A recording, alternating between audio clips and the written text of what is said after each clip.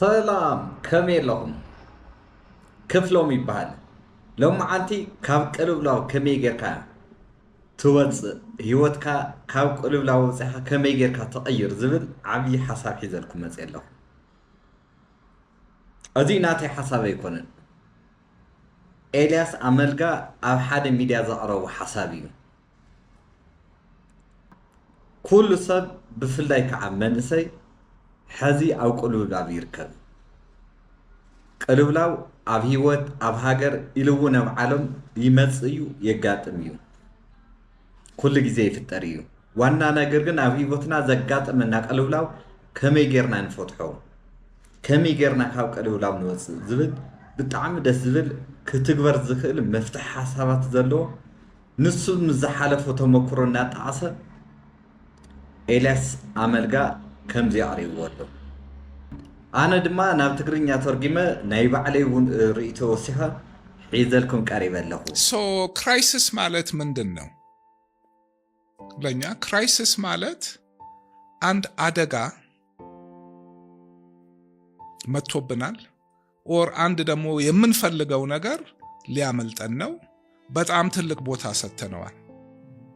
ስለዚህ ያስጨንቀናል ፐርስፔክቲቭ እኔ አሁን በሂደት በቃ አሁን ለምንም ነገር ያለኝ አመለካከት ከልኩ የሚያልፍ ነገር የለም አየሁት የኔ ኃላፊነት አንደኛ ነገሮችን መረዳት ያልተረዳኸውን ነገር ትክክለኛ መፍትሄ መስጠት አትችልም ያ ማለት ከዛ ቦታ ራስህን ማውጣት አለብህ ምናልባት ኤልያስ ኣመልጋ ንዘይትፈልጥዎ ኣብ ኢትዮጵያ ዓብዪ ኢንቨስተር እዩ ቢዝነስ ኣማኻሪ እዩ ወናኒ ብዙሓት ኢንዳስትሪታትን ባንክን እዩ ኣብ ኢትዮጵያ ዘይተለመዱ ሓደሽቲ ፋብሪካታት ብምስራት ዝፍለጥ ኢንቨስተር ፈጣሪ ሓደሽቲ ስራሓት ቢዝነስ ኣማኻሪ ብተወሳኺ ድማ ብዙሓት ፈተናታት ብፅንዓት ብምስጋር ብዙሓት ዘደመመ የማይሰበረው ኤልያስ ኣመልጋ ዝብል መፅሓፍ ተፃሕፈሉ ብዙሓት ፈተናታት ዘሕለፈ ግን ድማ ዝለዓለ ደረጃ ዝበፅሐ ፅቡቕ ስም ዘለዎ ሰብ እዩ ስለዚ እቲ ትምህርቲ ንሱ ብተግባር ዝነበሮ ዝተግበሮ ንዓና ከዓ ክንትግብሮ ንኽእል ስለ ዝኾነ ብሓሳብ ጥራሕ ካብ ዝነብሩና ሓሳባውያን ዝበለፀ ጠቓምን ናብ ሂወትና ክንቅይሮ ንኽእልን ኣብ ተግባር ተመርኮዘ ምኽሪ ስለ ዝኾነ ብጣዕሚ ጠቓሚ እዩ ኢለ ሓሲበ ናባኹም ሒዘ የመፅእ ኣለኹ ምክንያቱ ሂወቱ ናብርኡ ካብ ዝተለወጠ ሰብ ዝተረኸበ ብዙሕ ፈተናታት ቅልውላዋት ካብ ዘሕለፈ ሰብ ዝተረኸበ ስለ ዝኾነ ኣነ እውን ብጣዕሚ ስለ ዝፈትሕዎ ንተመልከተይ እውን ከካፍሎም ወልን ኢለ ስለ ዝወሰንኩ ንሱ ዝተናገሮ በማርኛ ሙሉእ ንሙሉእ ላብ ትግርኛ ቀይረ ሒዘልኩም ቀሪበ ኣለኹ ስለዚ ቅድሚያ ግን ሳብስክራይብ ላይክ ኮመንት ተገይርኩምኒ ብጣዕሚ ደስ ይብለኒ ሕዚ ናብቲ ቪድዮ ክወስደኩም እየ ኤልያስ ኣመልጋ ከምዚ ይብል ኣብ መንግስቲ ይኹን ኣብ ግሊ ተቆፂርካ ምስራሕ ቀሊል እዩ ዝተወሰነ ሰዓት ኣሎ ካባኻ ዝፅበ ንፁር ዝተወሰነ ሓላፍነት ኣሎ ተኣቱ ትወፅእ ደሞዝ ደማ ትረክብ ከምዚ ዓይነት እዩ ኢንተርፕሪነር ምዃን ግን ከም መብልዕሊ ገመድ ኤሌክትሪክ ብዘይ ናይ ድሕነት ቀውቶ ምኻድ እዩ እዚ ዓቕሚ ይሓትት ሓደጋ ኣለዎ ቢዝነስ ኣብ ዝኾነ ግዜ ክወድቕ ይኽእል እዩ ብፍላይ ከም ኢትዮጵያ ዝመሰለት ሃገር ኣዝዩ ሓደገኛ ኩነታት ኣለዎ ኣብ ዕዳጋ እንታይ ዓይነት ክፍተት ርኢ እዩ ዝኣቱ ይርድአኒ እዩ ብዙሓት ሰባት ተገዲዶም እዮም ናብ ቢዝነስ ዝኣቱ ምክንያቱ ስራሕ ክትረክብ እንተዘይክኢልካ ኣብ ገዛ ተደቂሳ ክትነብረ ይትኽእል ክትምርዖ ስድራ ቤት ክትጥውር ኣለካ ርእስኻ ክትክእል ኣለካ ስራሕ እንተዘይረኺብካ እንታይ ዓይነት ኣብ ምንታይ ኢኻ ትነብር ኣብ መንገዲ ወፂኻ መኪና ምሕፃብ ይኹን ቆሎ ምሻጥ ልመና ይኹን ከተማ ስለ ዝኾነ ገለ ነገር ትገብር ኣለካ ሕጂ መብዛሕትኦም ሰባት ስድራ ቤቶም ኣዲስ ኣበባ ኣይኮኑን ግን ናብዚ ኣዲስ ኣበባ መፂኦም እዮም ዝሰርሑ መንእሰያት ስለ ዝኾኑ ካብዚ ንዓዶም ንገንዘብ ኢልኹ ንኽልኡ ይጽበ እምበር ካብ ዓዲ ናብዚ ክለኣኸሎም ኣይኮነን ዝጽበዩ ኩሎም ኣብ ደለላ ይኹን ኣብ ካልእ ቢዝነስ ይኹን ተዋፊሮም ኣለዉ ብፍታዎም ኣይኮነን ኢንተርፕረነር ክኸውን እየ ዝብሉ ብፍታዎም ኣይኮነን ስለዚ ኣብዚ ጉዳይ ምቹእ ይኹን ዘይምቹእ ጽቡቕ ይኹን ሕማቕ ብዙሓት ሰባት ተገዲዶም እዮም ዝኣትዉ ስራሕ ክትመርጥ ትኽእል እንተኾንካ ቁሩብ ካፒታል ምስ ሃለወካ ኣብ ዝተወሰነ ደረጃ ምስ በጻሕኻን ጥራሕ እዩ ምንም ዘይብሉ ሰብ ካብ ገጠር መጺኡ ስራሕ ፈጠራ እንታይ እዩ ኢሉ ኣይጅምርን መጀመርታ ሱቕ በደረቴ ንእሽተይ ቢዝነስ እዩ ዝጅምር ቀስ ኢሉ ድማ ሽቑ ይኸፍት ካብኡ ድማ ብደረጃ ይዓቢ እዚ እዩ ትኸይዲ ኣብ ኩለን ሃገራት ዝዓበየ ክፍሊ ዕብየት ማይክሮ ኢንተርፕራይዝ ብከምዚ መንገዲ እዩ ዝመጽእ ሕጂ ሰባት ናብ ከተማታት ይውሑ ዘለዉ ስራሕ ግና የለን ኣማና ድማ እቲ ጸገም ዝያዳ ከቢድ እዩ እዞም ሰባት ነቲ ቀድሚ ሕጂ ዝበልክዎ ሓደጋ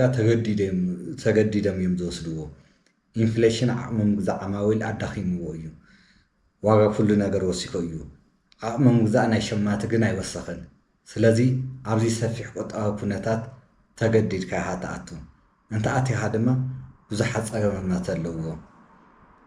እሺ ተማሂሩ ተመሪዖ ንበል ብዙሓት ካብ ገጠር ዝመፁ ዝተምሃሩ ሰባት ኣለዉ ግና ናብ ገጠሮም ተመሊሶም ክኸዱ ይደልዩ ከተማ ሪኦም ትፅቢቶም ልዑል እዩ 1 ዓመት 2 ዓመት 3 ዓመት ይጽበዩ ግና ስራሕ ኣይረኽቡን ይፍጠን ይዘንግዕ ሓንቲ ገለ ስራሕ ገብሩ ግድን እዩ ኣብ ከምዚ ዓይነት ኩነታት ናብ ቢዝነስ ምእታው ይሓይሽ ዶ ኣነ እንታይ እየ ዝመክር መኪና ሓፀብቲ ይኩን ሊስትሮ ጸገም ኣለዎ በዓል ሱቓት ጸገም ኣለዎ ሬስቶራንት ድማ ዋጋ ናይ ኩሉ እታወታት ብዙሕ ወሲኹ እዩ ሽንጉርቲ ዘይትን ካልእን ዋግኡ ክሳዕ ክንደይ ከም ዝደየበ ትፈልጥ ኢኻ እሞ ክሳዕ መዓዝ ኢኻ ዋጋ ምግቢ ትውስኽ ኣብ ተወሰነ ግዜ ብ100 ቅርሺ ዝበልዕ ሰብ ኣይህሉን ስለዚ ወፃኢታትካ ካብዚ በዚሑ እይልካ ትጽግነሉ ትካል የለን እንታይ ይኹን ካብ ታሕቲ ክሳዕ ላዕሊ ዘሎ ፕሮፌሽናል ሰራሕተኛ እንኳ ክነብረሉ ዝኽእል ደሞዝ ኣይረክብን ዘሎ ስለዚ እንታይ ክገብር እዩ ኣብታ ዘለዋ ቦታ ኮፍ ኢሉ ኣነ እውን ገለ ክገብር እየ ስድራ ቤተይ ክጥውር ኣለኒ እዩ ዝብል እቲ ጽዕነት ኣብ መን እዩ ዘሎ ኣብ ተጠቃሚ ወይ ኣብ ገዛእ እዩ ግና እዚ እውን ንገለ ሰባት ዕድል እዩ ካልኦት ድማ እንታይ ይገብሩ እዮም ብግዲ ከኣትው እዮም ረአ ኣብ ህይወት ትምህርቲ ዘይበካ ብዙሕ ነገራት ኣሎ ኑሮ ጥራሕ ዘምህረካ ኣብ ህይወተይ ዝወፃእኩሉ ጫፍ ዘይወፃእዎ ጫፍ ጎቦ የለን ዘይወረድኩሉ ገደል የለን ማእኸላዊ እስር ቤት እውን ሓሊፎ እየ እዚ ኣብ ኣክሰስ ሪል ስቴት ዝኾነ ጉዳይ እውን ኩሉ ነገር የግልብጥ ጠውፂኒ እዩ ግና ሓሊፉ ድሕሪኡ ከዓ እንደገና ተመሊሱ መፅኡ ኩሉ ነገር መልክዕ ይሕዝ እዩ እዚ ኣብ ህይወት ውልቀ ሰብ ይመጽእ ኣብ ትካል ይመጽእ ኣብ ሃገር እውን ይመጽእ ስለዚ እዚ ሕጂ እንሓልፎ ዘለና ወቕቲ ከይሰብረና ከም ዝሓልፍ ክንዝክር ኣለና ጽቡቕ ይኹን ሕማቕ ዘይሓለፈ እንታይ ኣሎ ስለዚ ናይ መከራ ግዜ ኣብ ህይወት ይኹን ኣብ ሃገር ይመጽእ እዩ ድሕሪኡ ድማ ይሓልፍ ስለዚ ተስፋ ክንቆርፅ የብልናን ኣብዚ ሕዚ ዘለናዮ ኮይና ኣብ ማዕዲና ድማ እስክንርኢ እንተዘይክኢልና ተስፋ ክንስእን ኢና ተስፋ ምስኣን ማለት ብሓቂ ሞት እዩ ስለዚ ብህይወት ክሳዕ ዘለኻ ተስፋ ኣሎ ለውጢ እቲ ኣብ ህይወት ንፈልጦ ዘይቐሪ ሓደ ነገር እዩ እታ ጸልመተ ስለይቲ መወዳእታ ትወግሕ እያ ድሕሪኡ ድማ ትሓልፍ እቲ ብርሃን እውን እንደገና ይጠፍእ ስለዚ እዚ ብምሕሳብ ነዚ ሕጂ ዘሎ ወቕቲ ከም ዘሎ ተቐቢልና ምሕላፍ ንኽኣል ከምቲ ዝብልዎ ግዜ ኩሉ ነገር እዩ ክራይሲስ ማለት ምንድን ነው ለእኛ ክራይሲስ ማለት አንድ አደጋ መጥቶብናል ኦር አንድ ደግሞ የምንፈልገው ነገር ሊያመልጠን ነው በጣም ትልቅ ቦታ ሰጥተነዋል ስለዚህ ያስጨንቀናል ሶ ፐርስፔክቲቭ እኔ አሁን በሂደት በቃ አሁን ለምንም ነገር ያለኝ አመለካከት ከልኮ የሚያልፍ ነገር የለም አየሁት የኔ ኃላፊነት አንደኛ ነገሮችን መረዳት፣ ያልተረዳኸውን ነገር ትክክለኛ መፍትሄ መስጠት አትችልም። ያ ማለት ከዛ ቦታ ራስህን ማውጣት አለብህ። you have to see the forest ጫካ ውስጥ ዛፍ እያየህ ምን ውስጥ እንዳለ ያ ፐርስፔክቲቭ ይሰጣል። ሁሌ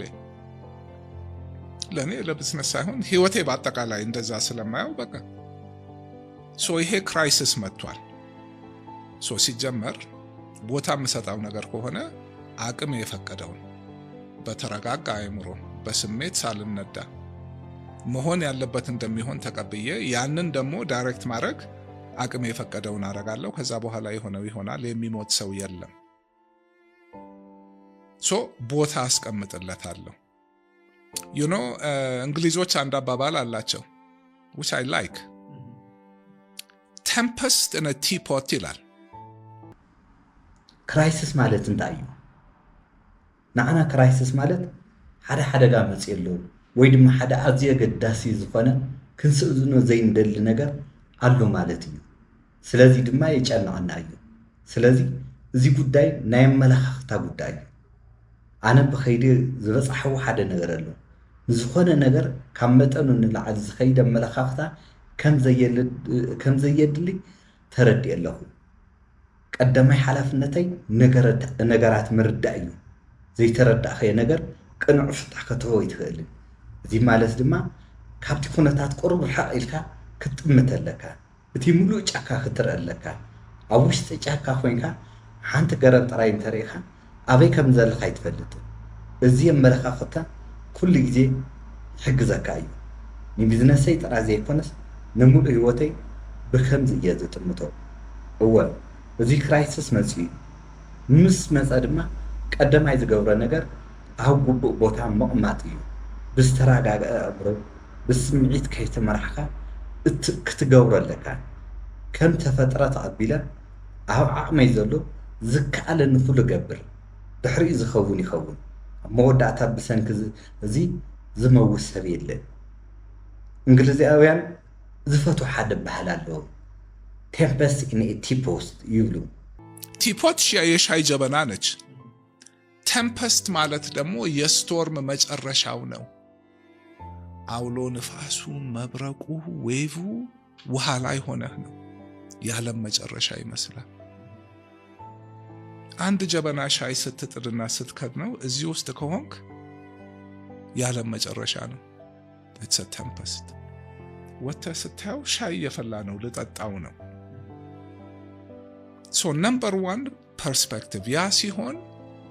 አይምሮህም ይሰራል። ታገናዝባለህ። በተረጋጋ መንፈስ ነው በፍርሃትም አይደለም የማይሆን ነገር የምታረገው ምናምን ነገር and ውስጥህ ይረጋጋል። half of it ገና ሲጀመር ይሄን ነገር ክራይሲስ ብሎ ነገር ምንድነው? እኔ በህይወቴ በጤና ይምጣ እንጂ ክራይሲስ የለም እኔን አይምሮ የሚያስተኝ። አንድ ሁለተኛ ላልተዘጋጀህለት ክራይሲስ ራስህን አለማጋለጥ። ቢዝነስ ስትገባ ለክራይሲስ ራስህን አስበህ አዘጋጅተህ ይገጥመኛል ብለህ ነው የምትገባው። በምትገባበት ስራ ደግሞ ምን አይነት ክራይሲስ ሊሆን እንደሚችል ቀድመ ግን የማታውቀው ይመጣል። ግን ትልቁ ነገር አንደኛ ሁሉን ነገር don't put all your eggs in one basket። ያ ነገር ጠፋ ማለት ህይወትህ የሚጠፋ ከሆነ it is a crisis። ቲፖት ማለት ጀበና እዩ፣ ናሻይ ጀበና። ቴምፐስት ድማ ብርቱዕ ማዕበል ወይ ደግሞ አውሎ ንፋስ ማለት እዩ። ኣብ ባሕር ኮይንካ አውሎ ንፋስ በርቂ ማዕበል ክህሉ ከሎ መወዳእታ ዓለም ይመስለካ። ግን ኣብ ሓንቲ ንእሽተይ ጀበና ሻሂ ውስጥ እንተሪእኻዮ እቲ ማዕበል ብጣዕሚ ንእሽቶ እዩ። እቲ ትምህርቲ ድማ እዚ እዩ። ኣብ ማእከል ፀገም ኮይንካ እንተሃሊኻ እቲ ፀገም መወዳእታ ዓለም እዩ ኮይኑ ይረአየካ። ግን ኣብ ቁሩብ ርሒቕካ እንተጠሚትካዮ ካብቲ ዝመስለካ ንላዕሊ ዘይኮነ ንእሽተይ ጉዳይ ምዃኑ ክትርዳእ ትኽእል። ቴምፐስት ወፂሕካ ክትሪኦ ከለካ ሻይ ይፈልሕ ኣሎ ክሰትዮ እየ ትብል። ስለዚ ዋና ነገር ኣረኣያኻ እዩ። ከምኡ እንተኮይኑ ኣእምሮኻ እውን ይሰርሕ፣ ትሓስብ፣ ብዝተረጋግዐ መንፈስ ትነብር። እምበር ፍርሒ ኣይኮንካን ብፍርሒ ኣይኮንካን ትነብር ዘይኸውን ነገር ኣይትገብርን ውሽጥኻ ይረጋጋዕ ናብ ቢዝነስ ክትኣቱ ከለኻ ክራይሲስ ንክራይሲስ ርእስኻ ኣዳሉ ክገጥመኒ ይኽእል እዩ ኢልካ ክትኣቱ ኣለካ ኣብቲ ተኣትዎ ስራሕ እውን እንታይ ዓይነት ክራይሲስ ክመፅእ ከም ዝኽእል ቀዲምካ ገምት ግን ዘይፈለጥካዮ ነገር እውን ክመፅእ ይኽእል እዩ እቲ ዓብዪ ነገር don't put all your eggs in one basket እዩ ኩሉ ነገር እንተጠፊኡ ህይወትካ እውን እንተጠፊኣ ክራይሲስ ማለት እዚ እዩ ኣብ ከምዚ ዝኣመሰለ ኩነታት ከይተኣቱ ዓርስኻ ክትሕሉ ኣለካ ካብ ሓሚምካ ምሕካም ቅድሚ ሕማም ምጥንቃቕ ይሓይሽ ከምኡ ናይ ክራይሲስ ናብ ከምዚ ክራይሲስ ከይተኣቱ ድማ እቲ ክራይሲስ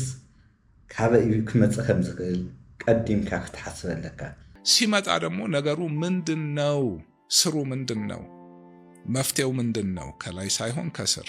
ይሄን ማድረግ ይቻላል ወይ እንዴት ነው ከማጋር ነው ምንድን ነው ያለሁበትን ቦታ ግንዛቤ ማወቅ ያሉትን አማራጭ ማወቅ መቻል ምናምንና ነዚ ድልው ድየ ፍቃደኛ ድየ ኢልካ ዓርሳኸ ትሓትተለካ ናብ ምድላይ ክትወፅእ ኣለካ ናብ ምድላይ ክትወፅእ ከለኻ ተጠንቀቕ ይበሃል እቲ ነገር ቀዲምካ እዩ ዝጅመር ኣነ ቀድሚ ሕጂ ናብ ዝኣተውዎም ነገራት ዘይተፀብኽዎም ብዙሓት ነገራት ገጢሞም እዮም ሕጂ ግን ናብ ዝኣተዎም ኩሎም ነገራት ዝኾነ ዓይነት ቻሌንጅ ወይ ክራይሲስ ከም ዘሎ እፈልጥ እየ ግን ኩሉ ድልው እየ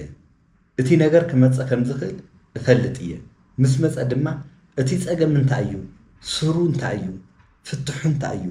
ካብ ላዕሊ ዘይኮነስ ካብ ስሩ ብኸመይ ክፍታሕ ይኽእል ምስ መን ዝተኣሳሰረ እዩ እንታይ እዩ ኢልካ ክትሓስብ ኣለካ ኣብ ዘለኻዮ ቦታ ግንዛበ ምህላው ዘለዎም መረፅታት ምፍላጥ ኣገዳሲ እዩ ናይ ሕዚ ናይ ክራይሲስ ማናጅመንት ዓቕመይ ካብ ቅድሚ ሕጂ ብዙሕ ለውጢ ኣለዎ ፍልጠት ተመክሮን ካልእን ኣለዎ ሓደ ክራይሲስ ምስ ሓለፍካ ድማ ተመሳሳሊ ነገራት ኣለዉ ትለምዶም እቲ ስምዒት እውን ብዙሕ ኣይፀልወካን The other thing is to think ቀደም እንዳልኩህ ጫካውን ማየት and ደግሞ ሲስተሚክ የሆነ ቲንኪንግ ምንም ለብቻው ቁጭ ያለ ይሄ ችግር ለብቻው አይደለም it's part of something ይሄን ምንድነው ኮዝ ያደረገው በቃ you know it's like መረጃ መኖር አለበት ግንዛቤ መኖር አለበት ከዛ ክሊር ቲንኪንግ መኖር አለበት ከዛ መፍትሄው እጅህ ላይ ካለ አለ ከሌለ ማፈላለግ አለ ከሌለ ደግሞ ሎስ ሚኒማይዜሽን አለ ከዛ ደግሞ በቃ ከጥቅም ውጭ ከሆነ በቃ ቀብሮ መቀጠል ነው ወድቆ መነሳት ያለ ነው ሶ መውደቁን አልፈራው ለመፍታት ሞክራለሁ እነሳለሁ ቅድም ከም ዘወልካ ነቲ ጫካ ምርኣይ እዩ ሲስተማዊ ኣተሓሳስባ ክህልወካ ኣለዎ ንበይኑ ዝተቐመጠ ፀገም የለን ኩሉ ነገር ኣካል ናይ ሓደ ዓብዪ ስርዓት እዩ እዚ እንታይ እዩ ምክንያቱ ኢልካ ክትሓትት ኣለካ መረዳእታ ክህልዎ ኣለዎ ግንዛብ ክህልዎ ኣለዎ ድሕሪኡ ግልፂ ኣተሓሳስባ ክህልዎ ኣለዎ ድሕሪኡ እቲ ፍታሕ ኣብ ኢድካ እንተሎ ፅቡቕ እንተዘይሎ ክትደልዩ ኣለካ ፍታሕ እንተዘይረኸበ ድማ ክሳራኻ ክትንኪ እንተዘይጠቅም ድማ ቀቢርካ ክትቅፅል ኣለካ ምውዳእን ምትሳእን ኣካል ናይ ህይወት እዩ ኣነ ምውዳእ ኣይፈርሕን ክፈትሖ ፍትን ብሓዱሽ ድማ ይትስእ ህይወተይ ኣብ ሓደ ነገር ጥራሕ ኣይሰቕላን ክራይሲስ ይመጣል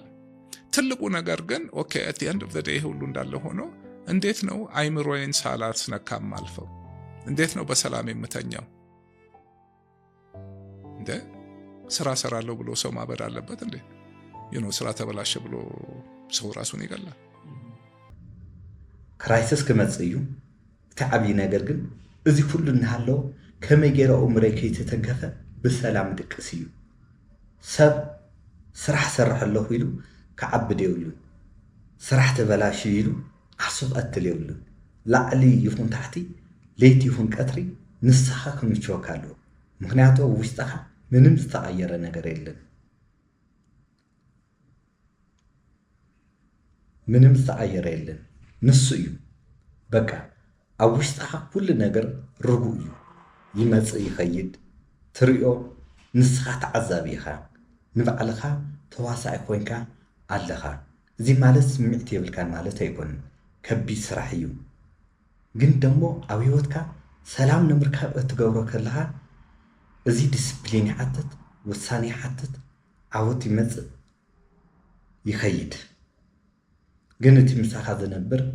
ነገር እዚ እዩ ኣብ መወዳእታ ትርጉም ዘለዎ ነገር ንሱ እዩ እዚ ድማ ገንዘብ የድልዮም ግን ቀዳማይ ፍልጠት ካልኣይ ድማ ዲስፕሊን ይሓትት you know in life ኢንቨስት አታረግበት የምታገኘው ነገር የለም ምግብም ሆነ ስራም ሆነ ኢቨን በቃ ደስታን ፍለጋ ከሆነ ወተ መጠጣት ካለብህ ሄደ ገንዘብ አጥፍተህ ምናምን እዛ ጊዜ አጥፍተህ ኦኬ እሱ ልፋቱ ጤና ለመሆን ስፖርት መስራት አለብህ ከሁሉም በላይ የአይምሮህን ሰላም ለመግዛት ሰውነትህን በቃ you have to take care of it እሱ ሰላም ካልሆነ ይሄ ሰላም ሊሆን አይችልም አንድ ነው so physical brainህን ሃርድዌሩን taking care of yourself ማድረግ አለብህ ከዛ ትልቁ ነገር ሶፍትዌርህ how you process all the information upgrade አድርጎ and then your mindset your outlook ኢንቨስት ከይገበርካ ኣብ ህይወትካ ትረኽቦ ነገር ምንም የለን ምግቢ ይኹን ስራሕ ይኹን ወይ ሓጎስ ምላይ ይኹን ወፂኢኻ ክሰትህ እንተደሊኻ ገንዘብ ተጥፍእ ግዜ ተጥፍእ እቲ ትርፊ ድማ ፃዕሪ እዩ ጥዕና ንምህላው ስፖርት ክሰርሕ ኣለካ ካብ ኩሉ ንላዕሊ ሰላም ኣእምሮኻ ንምርካብ ሰውነትካ ክትሕሉ ኣለካ ንሱ እንተዘይተረጋጊኡ ኣእምሮኻ እውን ሰላም ኣይረክብን ክልቲኦም ሓደ እዮም ስለዚ እቲ ኣካላዊ ክፋል ኣእምሮኻ ክትሕሉን ክትከናኸኑን ኣለካ ድሕሪኡ እቲ ዓብዪ ነገር ሶፍትዌር እዩ እዚ ማለት ኣረኣያኻን ኣተሓሳስባኻን ምስትኽኻል እዩ ንዓይ ኣብ ህይወት እቲ ዝዓበየ ጥበብ እዚ እዩ ርእስኻ ምፍላጥ ርእስኻ ምቁፅፃር ብደገ ብዘሎ ነገር ከይትምራሕ ምፅዓር ለእኔ ህይወት ውስጥ ትልቁ ጥበብ ይሄ ነው ራስን ማወቅ ራስን መግዛት በውጭ አለመነዳት ትልቁ አንዱ የሚጎዳን ነገር በቃ we're social animals social standing social perception ያሳብደናል ቦታው ቁጭ ዝም ብሎ ፌክ ሶፍት ይሄ የድሮ የፕሪሚቲቭ ሶፍትዌርህን አንተ አፕግሬድ ማድረግ አለብህ ለዚህ ዓለም አይሰራም ንሕና ማሕበራዊ ፍጡራት ስለዝኾንና ካብቶም ዝጎዱና ዓበይቲ ነገራት ሓደ ርእይቶ ማሕበረሰብ ኣብ ማሕበረሰብ ዝወሃብና ደረጃን እዩ እዚ ክሳዕ ምዕባል ክወስደና ይኽእል እዩ ስለዚ እቲ ዝበለየን ንድሕሪት ዘረፈናይ ቀደም ሶፍትዌርካ ከተመሓይሾ ኣለካ ንዘመናዊ ዓለም ኣይሰርሕን እዩ ሰው ሀብታም ለመሆን 24 ሰዓት ይሰራል ወንጀል ይሰራል ይሰደዳል ምን ይላል ለምን ገንዘብን ቦታ ስለሰጠው እኮ ቁጭ ለቤት በቃ ምንም እንደዛም አይጠይቅም ግን ኤፈርት ይጠይቃል በተፈጥሮኛ ኤነርጂ ኮንሰርቭ የማድረግ ኔቸራችን እሱ ነው lazy people aren't lazy no that's your natural energy was scarce before ምግብ ሰውነትህ ኤነርጂ ኮንሰርቭ ማድረግ ነው የማያስፈልግ ኤፈርት እንድታረግ አይፈልግም ያንን ተረተህ ሰብ ሀብታም ንምዃን 24 ሰዓት ይሰርሕ ገበን ይፍጽም ይስደድ ስለምንታይ ገንዘብ ኣዝዩ ዓብዪ ቦታ ስለዝሃቡ ንገንዘብ ዓብዪ ቦታ ስለዝሃቡ እዚ ግን ኣብ ገዛኻ ተቐሚጥካ ጥራሕ ኣይመፅን ፃዕሪ ይሓትት ንሕና ብተፈጥሮና ሓይሊ ክንቁጥብ ንደሊ ኢና ተፈጥሮና ከምኡ እዩ ሰነፍ ስለ ዝኾንካ ኣይኮነን ሰብነትካ ሓይሊ ክቁጥብ እዩ ዝደሊ ፃዕሪ ክትገብር ይደልን ነዚ ስዒርካ ክትስእ ኣለካ ሓደ ነገር ጠቃሚ ምዃኑ እንተኣሚንካሉ እንተወሲንካ ግዜ ይወስድ ልምምድ ይሓትት ይኸውን እምበር ድሕሪኡ ግን ብቐሊሉ ትገብሮ ኢኻ ኣብ ህይወትካ ድማ ካብዚ ዝዓቢ ነገር የለን እዚ ዘሎናሉ ግዜ ወርቃዊ ግዜ እዩ ብኦንላይን እትፈትዎ ነገር ምርኣይ ሰባት ግዜ መከራ ብኸመይ ከም ዝሕልፍዎ ምንባብ ከምቲ ዝበልካ ርእስኻ ምህናፅ ሙፃም ስፖርት ምስራሕ ትኽእል ኢኻ መን ከልኪልካ እዚ ኩሉ ሃብቲ እዩ ሃብቲኻ ትሃንጾ ዘለኻ መሰረት እዩ ትሃንጾ ዘለኻ ኩነታት ምስ ተቐየረ ኣብ ካልእ ሃገር ዝነበር መንእሰይ እንታይ ይገብረሉ ዝብል ምርኣይ ብንእሽተይ ነገር ድማ ምጅማር ነቲ ንእሽተ ነገር ኣይትንዓቅቦ ሓይልኻ ዝፈቕዶ ነገር ኣቲኻ ጀምር ካብ ንእሽተይ ጀሚርካ ህነፅ ሓደ ቀዋሚ ፎርሙላ የለን ኩሉ ከከም ከባቢን ኩነታትን ይፈላለዩ ካልእ እንተተረፈ ስፖርት ምስራሕን ምንቅስቃስን ህይወትካ ይቐይሮ እዩ እዚ ዝኽልክለካ የለን ካልእ ኩሉ ነገር ከም ዓቕምኻ ግበር ንሕና ብስምዒትና ንምራሕ ፍጡራት ኢና ኩሉ ነገር ብዛዕባ ስምዒት እዩ ሓደ ነገር ስለምንታይ ንገብሮ ሓጎስ ክስምዓና ገንዘብ ስለምንታይ ሓጎስ ክስምዓና ምግቢ ስለምንታይ ንምንባር ግን ድማ ብዘይ ዝኾነ ነገር እውን ኮፍ ኢልካ ክትሕጎስ ትኽእል ኢኻ ሜዲቴሽን ምግባር ርእስኻ ምፍላጥ እዚ እዩ ነዚ ተለማምዶ ኣንብብ ብዛዕባኡ ፍለጥ ከምቲ ዝወርክኻ ሕዚ ኣብ ማዕበል ኢና ዘለና እቲ ማዕበል ክንሓልፎ ኢና ኣብቲ መንጎ ግን ርእስኻ ክትሃንፅ ኣለካ ንዝመፅእ መዓልቲ ድልው ኩን ፍልጠት ተነፅ ርእስኻ ነፅ ካብ ኩሉ ንላዕሊ ድማ እዚ ዘሎ ግዜ ከም ዝሓልፍ ክትርዳእ ኣለካ እዚ ዝሓልፍ ነገር እዩ ኢልካ ምሕሳብ ቢያንስ ኣብ ርእስኻ ኢንቨስት ምግባር ኣነ ሕጂ ናብ ሓደ ገዳም ኣትየ ብዘይ ምንም ማቴርያላዊ ነገር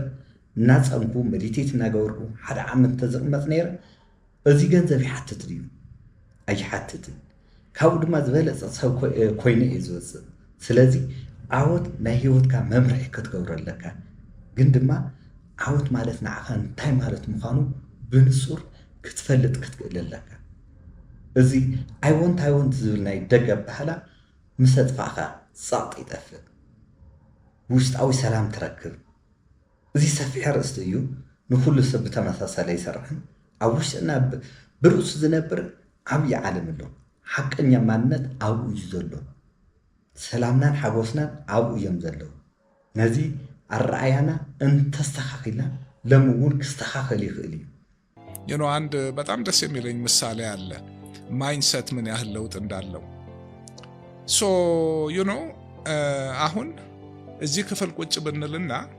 እኔ አሁን አንድ ቀይ መነጽር ባረግ የሁሉ ነገር ቀይ ሆኖ ነው የሚታየው አረንጓዴ መነጽር ባረግ አረንጓዴ ነው ጥቁር ካረኩ ጥቁር ነው ማይንሰታችን ያ ነው የምናየው የምንሰማው ነገር ሁሉ አንዳንድ ሰው ሮዝ ከለር ግላስስ ይሉታል ፈረንጆች በቃ ይዞ ኦፕቲሚስት ሁሉ ነገር አሪፍ ነው የሚመስለው ሌላ ደግሞ ይሄ ልም ያለ ጥቁር መነጽር ያረጋል ይሄንን ሮዝ ከለር ግላስስ ያረጋ ሰውዬ ክራይሲስ ውስጥ ሁሌ ሆፕ አለው ነገ እንዲያርገ ተነጎዳ እንዲያርገ እንቅልፍ አያጣም ያኛው ሰውዬ በደህና ሰላም ሁሉ ቤቱ ቁጭ ብሎ ሁሉ ነገር ተሟልቶ ረበስማም ይሄ ቤት ሊፈርስ ነው የማታ ያንን መገንባት very very important ኣነ ቤት ማዕሰርት ምስ 20 ዝኣክሉ ሰባት እናደቀስኩ እናሃለኹን ሕጅን ዘለኒ ስምዒት ማዕረ እዩ ኣብኡ እውን ይዛረብ ነይረ የምህር ነይረ ኣብ ቤት ማዕሰርቲ ኩሉ ሰብ ማዕረ እዩ ገንዘብ የለን ዝግበር ነገር የለን ግን ድማ ሽዑ ነበረን ስምዒትን ሕዝን ማዕረ እዩ ንነፍስኻ በቐሊሉ ክትቆፃፀር እንተደሊኻ መጀመርያ ዝተለመደ ረኣያ ክትቅይሮ ኣለካ ኩሉ ግዜ ሕጂ እንታይ ይገብር ዝብል ሕቶ እዩ ዘሎ ግንዚ ብዙሕ ግዜ ንጭንቀት እዩ ዝመርሕ ኣብ ብዙሕ ነገር እናተሳተፍካ ኣብ ውሽጥኻ ሰላም ምርካብ ግን እቲ ዓብዪ ነገር እዩ ገንዘብ ወይ ዓወት ጥራሕ ሰላም ይበካን እቲ ሰላም ኣብ ውሽጥኻ እዩ ዝመጽእ ሰብ ብዙሕ ግዜ ንደገ ይጥምት ኣብ ደገ መፍትሒ ይደሊ ግን ብዙሕ ነገር ኣብ ውሽጥኻ እዩ ዘሎ ኣመላእኻኽትኻ እንትቕይር ህይወትካ እውን ይቕየር ሓደ ሰብ ክወድቕ ይኽእል እዩ ግን እቲ ቁም ነገር ድሕሪ ምውዳቑ ክትስእ ምኽኣል እዩ እዚ እዩ ብሓቂ ሓይሊ ማለት ህይወት ልምምድ እዩ እቲ ዝሓሸ ሰብ ዝኾነ ነገር ዘይፈለጠ ሰብ ኣይኮነን ዝኾነ ዘይተፈለጠ ሰብ ኣይኮነን ግን ዝተለማመደ ሰብ እዩ ንእሽተይ ግን ቀጻሊ ኣብ መወዳእታ እቲ ዓብዪ ነገር ብሰላም ምንባር እዩ እቲ ውሽጣዊ መሰረት እንተጠንኪሩ ካብ ደገ ዝመጽእ ክትሓልፎ ትኽእል ኢኻ ስለዚ ርእስኻ ፍለጥ ርእስኻ ንምሕላው ተምሃር እቲ ዘለካ ህይወት ብንቕሓት ንበር ኩሉ ነገር ኣበይ እዩ ዘሎ ኣብ ውሽጥና እዩ ዘሎ ካብ ደገ ትደልዮ ኩሉ ውሽጥኻ ንምስትኽኻል እዩ እዚ ኣብ ኢድካ እዩ ዘሎ ሓጎስካ ኣብ ኢድካ እዩ ንግዚኡ ዝመኽረካ እዚ እዩ ሓጎስ እንተደሊኻ ርእስኻ ህነፅ እዚ ኩሉ ኣብ ደገ እናተፃረፍካ ትሰርሖ ቢዝነስ ኩሉ ንምንታይ እዩ ሰላም ንምርካብ ሰላም ግን ሕጂ ኣብ ኢድካ ኣሎ ንስኻ ንርእስኻ እንተኾንካ ሓላፍነት ካልእ ሰብ እንተዘይብልካ 100% ክትበፅሖ ትኽእል ኢኻ እዚ ቀሊል ኣይኮነን ግን ይከኣል እዩ ሓላፍነት ካልእ ሰብ ምስ ሃለወካ ግን ነገራት ይከብድ እዩ ንኣብነት ቤተሰብ ወይ ቆልዑ ምስ ዝህልውካ ዘይክሰርሓልካ ይኽእል እዩ ብናይ ባዕልኻ መገዲ ምኻድ ግን ትኽእል ኢኻ ናብ ዘይትደልዮ ነገር ከይተኣቱ ኣቐዲምካ ግን ዓርስኻ ተኸላኸል ኣብዚ ሕዚ ሰዓት ቆልዓ ወሊድካ ምዕባይ ማለት ብኩሉ ገጽ ከቢድ ምዃኑ ይርድአኒ እዩ ብኣንጻር ግዜ ገንዘብ ቤተሰብ ንምድጋፍ ሓላፍነት ዘለካ እንተኾይኑ ብጣዕሚ ከቢድ እዩ ብጣዕሚ ኢኻ ትሕዝነኒ ቤተሰብካ ደቅኻ ክትሕግዝ እናተገበአካ ግን ድማ ምሕጋዝ ዘይምኽኣል ኣዝዩ ከቢድ እዩ ግን ድማ ንስኻ ተዘይሓሚምካ ጥዕና እንተልይካ በሊዕኻ ምንባር እንተኽኢልካ እዚ እውን ክሓልፍ እዩ ኣብዚ ዓይነት ኩነታት ዘለው ሰባት ብጣዕሚ ዝሕዝኑኒ ይኹን ዳ እምበር ሕዚ እውን ዝብለካ እንተሃለወኒ እቲ ትምህርቲ ንሱ እዩ ቤተሰብካ ናብዚ መንገዲ ክኣቱ ግበሮ ሽዑ ህይወትካ ምቁፃር ትኽእል ኢኻ ጭንቀት ብዙሕ ግዜ ኣዝና ካብ እንደለየ ነገር ይመጽእ እዚ ክንጥቀቐሉ ኣለና መጀመርያ ርእስኻ ፍለጥ ቅድም ዝብልካ ነገር ጥራሕ ግበር ካልእ ብዓርሱ ክስተኻኸል እዩ ኣነ ብተመኩረይ ዝተምሃርክዎ እዩ ሓዘን ምስምዖ ቀሊል እዩ ግን ናብዚ ቦታ ንምጽራሕ ህይወተይ ሙሉእ ወሲድኒ እዩ ሎሚ ኩሉ ወጣት ብስነ ኣእምሮ ጭንቀት ተታሒዙ እዩ ዘሎ ኣባና ጥራሕ ኣይኮነን ኣብ ኩሉ ዓለም እዩ ኣብ ናታ ግን ዝያዳ እዩ ዓርስኻ ምጥፋእ ጭንቀት ኣብ ወፃእ እዚ ብተወሰነ መልክዑ ክቐንስዎ እዮም ዝምክሩ እዚ ከም ዝገበርካ ጌርካ ምሕላፍ ወሳኒ እዩ ብድሕሪኡ እዚ ሰናይ መዓልቲ ክመጽእ እዩ እቲ ሰናይ መዓልቲ ክመጽእ እዩ ኣብ ህይወት ዘሎ እዩ ኣብ ህይወት ክትነብር ከለኻ እትሪኦ ነገር እዩ ደርጊ ዝነበረ ብሓይለ ስላሴ ዝነበረ ግዜ ተስታውስዎ እቲ ጸልማት ግዜ ዝሃለቐ መንእሰይ ቀይ ሽብር ቤተሰብ ደቆም ንምምላእ ዝነበረ ምድፋእ እዚ ግዜ እውን ሓሊፉ ካልእ ግዜ መጽኡ ንሱ እውን ሓሊፉ ስለዚ ሓደ ነገር ኣገዳሲ እዩ ኩሉ ይሓልፍ እዩ ምባል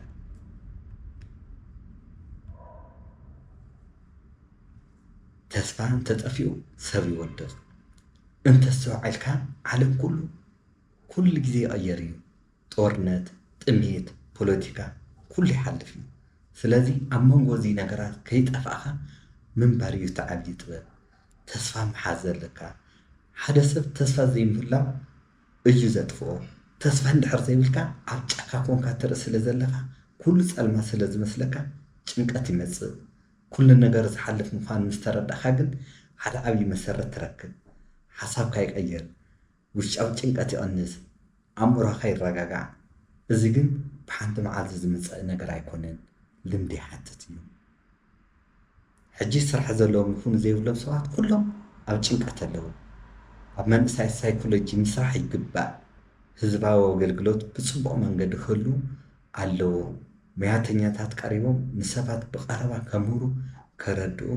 ክሕግዙ ክኽእሉ ኣለዎም ስለዚ ከምዚ ይብል ሓሳብ ብጣዕሚ ገራሚ ሓሳብ እዩ ልብዙሓት ሰባት ካብ ብዙሕ ችግር ከውፅእ ዝኽእል ሓሳብ እዩ ሓሲብናዮ ይኹን እንተይሓሰብናዮ ብሂወትና ብዙሕ ቅልውላው ይመጽእ እዩ ቅልውላው እሱ ግን ከመይ ጌርና ተረጋጊዕና ክንወፅእ ክንክእል ከም ዘለና ዘምህር ዓብዪ ቁም ነገር እዩ ማለት እዩ ስለዚ ጋይስ መብዛሕትኡ ሰባት ኣብ ቅልውላው ምህላይ እውን ኣይፈልጥዎን መብዛሕትአና ይንፈልጠን ኣብ ቅልውላው ዲና ዘለና ወይ ሰብ ፅቡቅ ኩነታትና ዘለና